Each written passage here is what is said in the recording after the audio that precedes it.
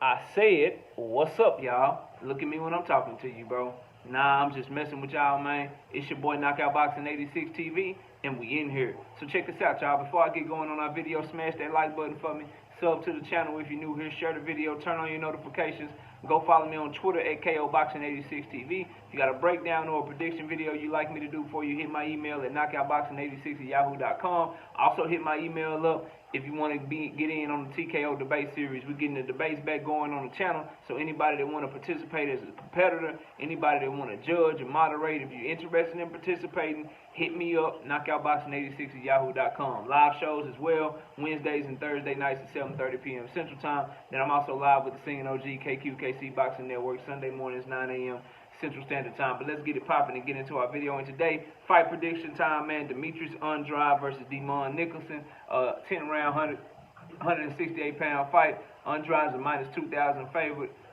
Nicholson's a plus 850 underdog. Andrade making his debut at super middleweight. His first fight at 168 pounds. As we know, he's a 2008 Olympian. 34 years old, southpaw fighter. 6 feet tall, 73.5-inch reach, fighting out of Rhode Island. 31 wins, no losses, 19 wins by way of knockout. You got Nicholson, 29 years old, orthodox fighter, fighting out of Maryland. 6 feet tall, 73-inch reach, 26 wins, 4 losses, 22 wins by way of knockout, and he's been knocked out 2 times in his career. As far as the breakdown, Nicholson is extremely tough and extremely strong. He was the first guy to go the distance with Edgar Berlanga. He got put down 4 times in that fight, and that leads me to why him being very, very strong and very tough. He's very plotting. He's very easy to read in terms of you can get his timing because he kind of throws the same variation of punches. Stands up very tall in exchanges. Looks like a athlete. When you see him, you look, oh, that's an athletic super middleweight fighter. But for all that strength and all that size, slow, plodding, not great lateral movement, feet stuck in the mud, not light on his feet at all. But if you get into a war with him, if you go blow for blow and allow him to be like, let's just punch each other. Let's both not really, let's keep our head on the line and let's just see who can catch the other one better in exchanges and who's going to be more durable. Because he got 22 knockouts and 26 victories. That's how you get down. For Demetrius Andrade, he's one of the best at being awkward. And what I mean by that, bro, the angles that he's willing to throw punches from, the positions that he's willing to throw punches from, the way that he's in and out, jumps in and out, the way he moves in the ring, he's one of these fighters where it's hard to get sparring to prepare for him. Now, I say this about Emmanuel Navarrete, and the same is said for Demetrius Andrade. You'll see him drop his head down, throw an overhand left, drop his head down, throw a right hook, lean straight back, barely making you miss, throwing counter shots from his knees and shit. You'll see him do a lot of shit where you like, yo, that's the wrong thing to do. I say this shit about Emmanuel Navarrete too, and his uppercuts that he throw from across the goddamn ring.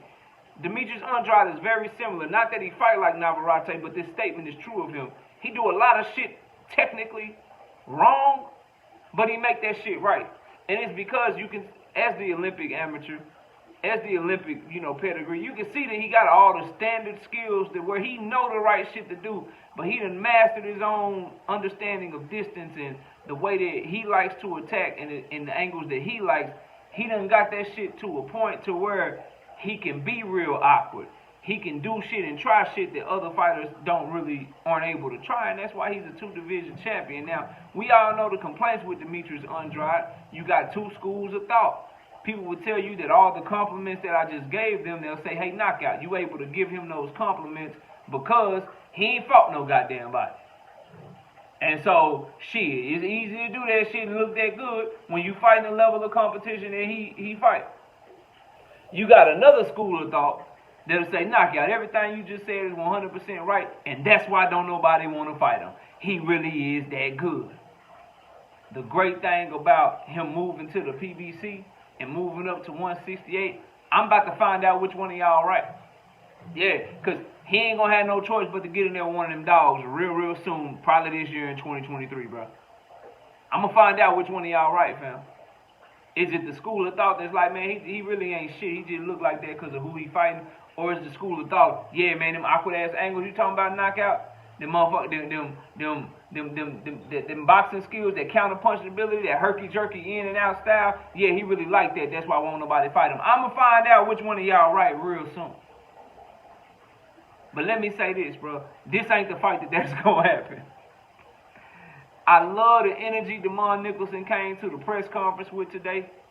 I thought that he really let people know that you in for a fight. Demetrius, like, I'm coming to fight. And Nicholson always come to fight.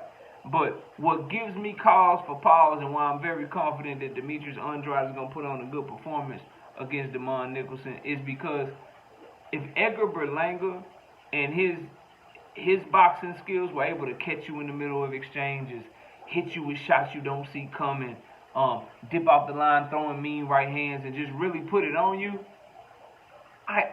I'd be shocked if Demetrius Andrade don't hit you with a bunch of shit you don't see coming. I'd be shocked if he don't.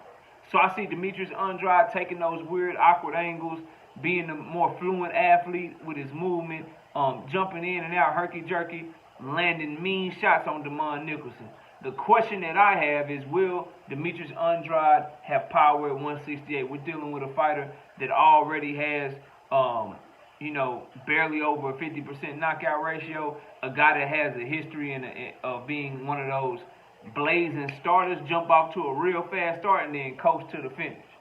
If he jump out to a fast start against Nicholson and start coasting and then look like he looked against Liam Williams, where Liam Williams' pressure got to him, he slowed down, started looking tired, Liam Williams made it rough and tough, and really came on the back half of that fight. If that's the Andrade that shows up, his fight with Nicholson can get very interesting, bro.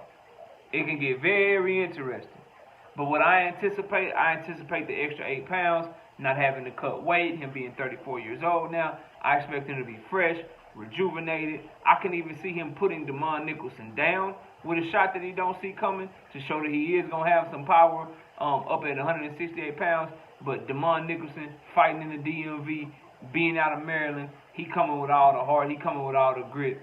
I got him lasting and going the distance with Demetrius Andrade, but I do have Demetrius Andrade thoroughly outboxing him to a unanimous decision, maybe even dropping him once or twice. Expect wide scorecards in this one, in my opinion, 119, 109, maybe even like 119, 108 if we get a knockdown somewhere in there. The feet, the awkward angles, and the ability to do crazy little shots that you don't see anybody else throwing, those things are going to bode very well for Demetrius Andrade in this fight, in my opinion. And I think he's going to put on a very good performance, letting the world know he's at 168 and he's ready to take on the top guys that PBC has to offer. But y'all let me know what y'all think, man. Comment down below and smash that like button. Sub to the channel, share the video, turn on your notifications, and y'all go follow me on Twitter at KOBoxing86TV for breakdowns and predictions. You can hit my email, knockoutboxing86@yahoo.com. It's the email address. Live shows Wednesday and Thursday nights at 7:30 p.m. Central Time. Then you can also catch me live every Sunday morning with the Singing OG KQKC Boxing Network. Appreciate y'all watching. Enjoy the rest of your day. And with that, we out of here. Peace out, y'all.